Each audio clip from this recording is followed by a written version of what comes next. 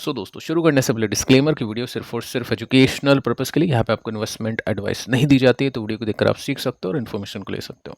शुरू करते हैं यूएस के बाजार के साथ में। देखिए अभी के समय डाउ जोन्स नीचे है, 176 पॉइंट्स की मंदी है, 0.38% की गिरावट, कुछ बड़ी गिरावट नहीं है। नेस्डेक को देख लेते हैं तो इसके अंदर तो कुछ खास नहीं है, न्यूट्रल है।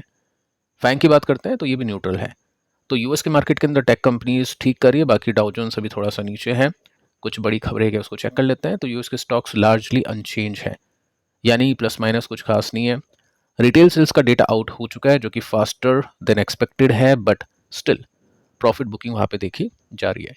एफआईएस का देख लेते हैं आज क्या किया एफआईएस ने। तो 308 करोड़ की बाइंग की है कैश मार्केट के अंदर। कल के दिन बिकवाली की थी। और वैसे निफ्टी आप देख सकते हैं, निफ्टी ऊपर जा रहा है। क्यों जा रहा है? एफआईएस बेच रहे, स्टिल निफ्टी ऊपर क्यों है उसके ऊपर हम बात कर चुके हैं पिछले वीडियो में। अगर आपने देखा नहीं तो आप उसको देख लेना। साथ में निफ्टी ने एक ब्रेकआउट दे दिया है जो एक उम्मीद लेके आता है डब्ल्यू पैटर्न को कंप्लीट करने की। तो निफ्टी बुलिश है और यूएस के मार्केट अभी के समय न्यूट्रल है, कुछ बड़ी खबरें है नहीं। एफआईएस ने थोड़ा सा बाय किया है आज के दिन। अब देखिए कुछ कंपनीज को चेक करते हैं जिनके स्टॉक्स अभी अपने सपोर्ट के आसपास है। देखिए मैं आपको बता चुका हूँ कि सपोर्ट के आसपास स्टॉक होते हैं तो इन्वेस्टर्स उसको खरीदते हैं। तो उसके पीछे का रीजन होता है कि उनको खरीद के होल्ड करना है। उनको कंपनी के फंडामेंटल्स समझ में आने चाहिए, टेक्निकल्स समझ में आने चाहिए।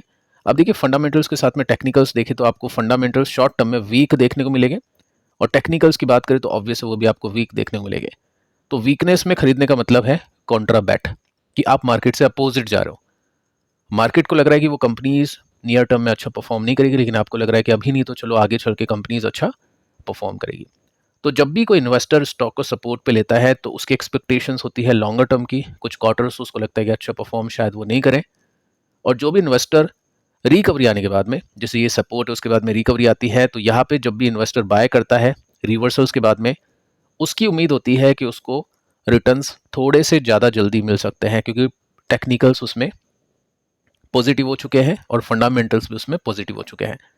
लेकिन यहाँ पे एक नुकसान ये है कि स्टॉक थोड़ा सा महंगा हो जाता है। तो दोनों चीज़ें, अगर किसी को महंगा खरीदना है लेकिन श्योरिटी चाहिए तो वो ब्रेकआउट्स या रिवर्सल्स पे खरीदते हैं, और जिसको सपोर्ट पे अपनी होल्डिंग्स को बढ़ाना है, पर मंथ इन्वेस्ट करके एसआईपी करके स्टॉक्स के अंदर अपनी होल्डिंग्स को इंक्रीज करना है, तो वो सपोर्ट पे खरीदता है। तो आपको क्या ज़्यादा पसंद है, रिवर्सल्स के बाद में या फिर सपोर्ट पे? आप चाहे तो नीचे कॉमेंट करके बता सकते हैं। अब देखिए जो फर्स्ट कंपनी, इसका नाम है वीबीएल। 1.5% के साथ में आज स्टॉक नीचे आके बंद हुआ। 54 का पी रेशो है, तो ये एक थोड़ा सा अच्छा पॉइंट इसके अंदर आप नोट कर सकते हैं कि वैल्यूएशन कंफर्टेबल हुई है। 50 के आसपास यह भी अवेलेबल है। 1.5 लाख करोड़ का मार्केट कैप है।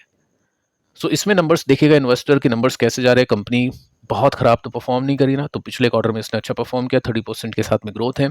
स्टॉक क्यों नहीं चल रहा है? क्योंकि आगे वाले क्वार्टर में नंबर्स हो सकता है अच्छे नहीं आए, साथ में कंपटीशन भी काफ़ी ज़्यादा है। तो इन्वेस्टर्स अभी वेट करें कि किस तरह से नंबर्स कंपनी दे पाती है। बाकी पिछले क्वार्टर्स में देखें तो नंबर्स इसके अच्छा आ रहे थे। साथ में एक न्यूज़ है जस्ट अभी कुछ टाइम में आई है, हो सकता है कल इसका रिएक्शन भी देखने को मिल जाए। न्यूज़ यह है कि वीबीएल ने अनाउंस किया है resignation of technical head India के ऑपरेशंस के। ठीक है, तो अनाउंसमेंट है, नेगेटिव है, रेजिग्नेशन हुआ है इंडिया के ऑपरेशन की जो टेक्निकल हेड है उनका। सो पर्सनल रीजन है, ऐसा कुछ नहीं है खास नेगेटिव। स्टिल न्यूज़ खराब है, देखते क्या इम्पैक्ट होता है कल के दिन। बाकी हो सकता है आज के दिन इनसाइडर्स को कब ये जो न्यूज़ है पता हो और 1% के साथ में इस वजह से नीचे गया हो। अब देखते हैं टेक्निकल्स इसमें क्या कहते हैं। देखो सबसे पहले अगर आप सपोर्ट पे स्टॉक खरीदते हैं तो उसका मतलब आपको पता होना चाहिए कि स्टॉक अभी नीचे है तो कुछ ना कुछ प्रॉब्लम होगी। तो प्रॉब्लम देखेंगे कि कितनी बड़ी प्रॉब्लम है। अगर इन्वेस्टर को लग रहा है कि चलो यार ये तो शॉर्ट टर्म प्रॉब्लम है, लॉन्ग टर्म में अच्छे पैसे बनेंगे, तो इन्वेस्टर्स में बाइंग करते हैं। ठीक है, अब देखो ऊपर से कितना डिस्काउंट है, 31% का डिस्काउंट है।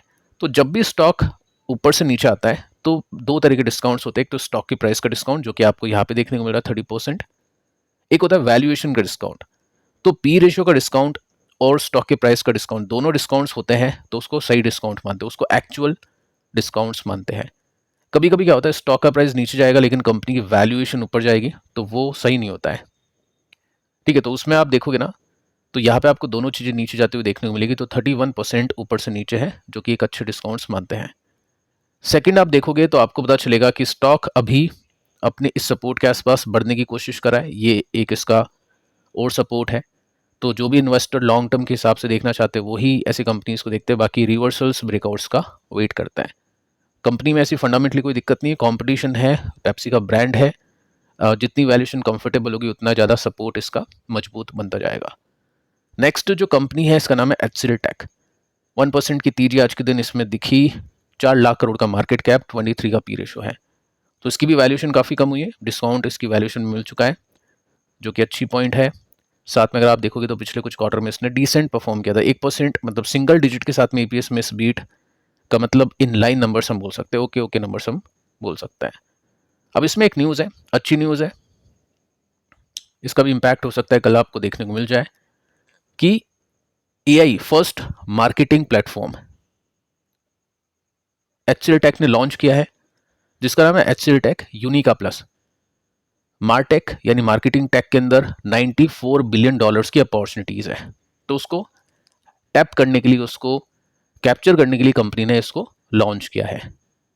ठीक है, तो अच्छी बात है, अच्छी न्यूज़ है, और देखते हैं इसका कैसा इंपैक्ट होगा कंपनी के स्टॉक की प्राइस के ऊपर। बाकी लॉन्गर टर्म में कंपनी अच्छा ही करती है क्योंकि फंडामेंटल्स काफ़ी मजबूत हैं।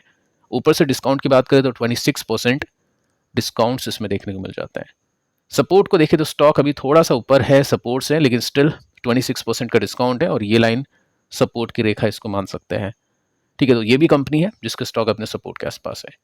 तीसरी कंपनी का नाम है बजाज हाउसिंग फाइनेंस, 2.5% ऊपर आज इसने जाके क्लोजिंग दी है।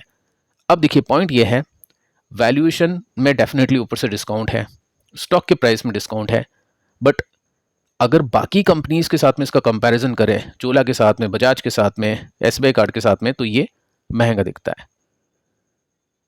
तो इसका मतलब क्या है, ये कंपनी का स्टॉक नहीं चलेगा क्या? डेफिनेटली नहीं चलेगा अभी शॉर्ट टर्म के लिए, जब तक इसकी जो वैल्यूएशन है बाकी कंपनीज के साथ में नहीं आ जाती है। लेकिन उसके बाद में स्टॉक का जो प्राइस है वो अपनी अर्निंग्स को फॉलो करेगा। तो अभी आप देखोगे ना तो 42 का पी है। अब बजाज फाइनेंस का कितना है? 35 का है। चोला फाइनेंस का कितना है? 30 का है। लेकिन उन दोनों कंपनी से मार्केट कैप इसका कम है, तो ये कंपनी परसेंटेज में ज़्यादा भी ग्रो कर सकती है। तो अगर बजाज फाइनेंस को 35 की वैल्यूएशन मिल रही है तो इसको हो सकता है 38 की मिल जाए। अगर चोला को 30 की मिल रही तो हो सकता है इसको थोड़ी सी ज़्यादा मिले।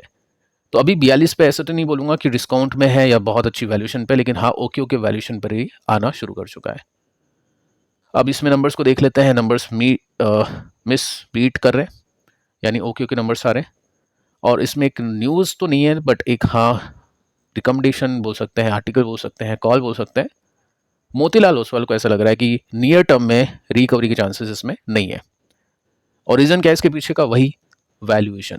तो वैल्यूएशन अगर इसकी घट के, जैसे इस क्वार्टर में अगर इसके 18-20% के साथ में ग्रोथ आती है, 42 का पीएस का 38 का हो जाता है, तो और कंफर्टेबल होगा। ऐसे 35 और 30 के बीच में अगर ये स्टॉक हो जाता है तो वहाँ से ये चलना शुरू कर सकता है।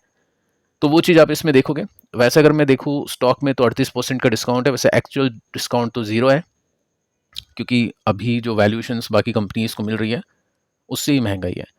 लेकिन यहाँ पे एक सपोर्ट, वापस से एक सपोर्ट, ऊपर जाने की कोशिश है। यहाँ तक का कैप्चर तो डेफिनेटली रेसिस्टेंस मिल ही जाते हैं, इतना कुछ बड़ी बात नहीं है। लेकिन जो भी इन्वेस्टर्स अपनी होल्डिंग बढ़ाना चाहता है वो वैल्यूएशन को देखेगा। वैल्यूएशन कंफर्टेबल हो चुकी है। अगर 1 लाख करोड़ के मार्केट कैप वाली कंपनी देखनी है जो चोला से सस्ती है, सस्ती नहीं, चोला से छोटी है, बजाज फाइनेंस से छोटी है, तो डेफिनेटली इन्वेस्टर्स यहाँ पे विचार कर सकते हैं।